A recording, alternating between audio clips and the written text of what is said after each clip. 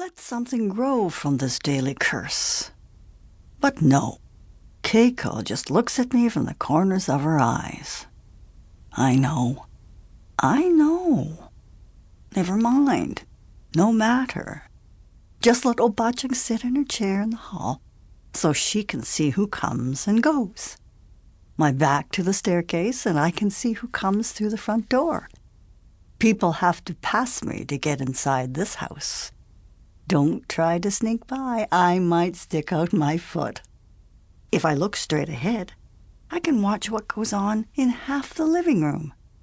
Turn my head to the right, and I see all from the kitchen to the laundry room to the bathroom door.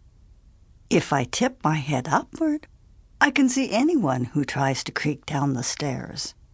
No one moves in this house without meeting my eyes, hearing my voice.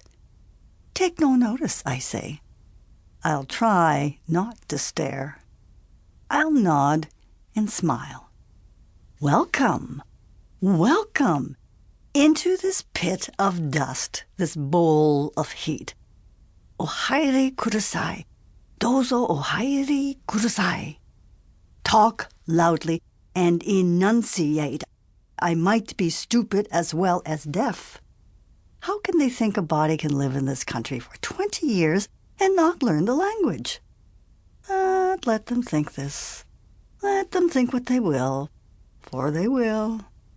Sorry, Obachang no speak English. Maybe I'm the fool, but stubborn I am and will remain. Keiko glances at me these days, more often than before, with that curl of sour tofu curds lingering in her mouth. I'm not blind. I've heard the talk. I think we should start looking for a H-O-M-E. As if I can't spell. 85 years old and cast from my home. At least the dust here is familiar. Every grain, every mote as familiar as the smell of my body. No time now to learn new dust in a new home. Let me just sit here. Let me sit here in the hall by the door. There are no windows here to torment me. I can only hear the muffled roar of the wind through the insulated walls, and I can drown out the incessant swirl of dust, of chaff, with words, little songs, and hum. I mutter and no one to listen. I speak my words in Japanese, and my daughter will not hear them. The words that come from our ears, our mouths, they collide in the space between us. Oh, Bachang, please. I wish you would stop that. Is it too much to ask for some peace and quiet? You do this on purpose, don't you? Don't you? I just want some peace. Just stop. Please, just stop. ごめんなさい、悪いね、おばちゃんは。Sorry. Ha! Keiko, there is method in my madness.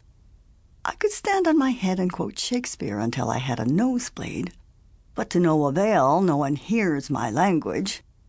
So I sit and say the words, and will until the wind or I shall die. Someone, something must stand against this wind, and I will. I am. I mustn't nod off like that. I must keep this vigil. No, he is still there. Damn it. When did he begin to bother me, this wind?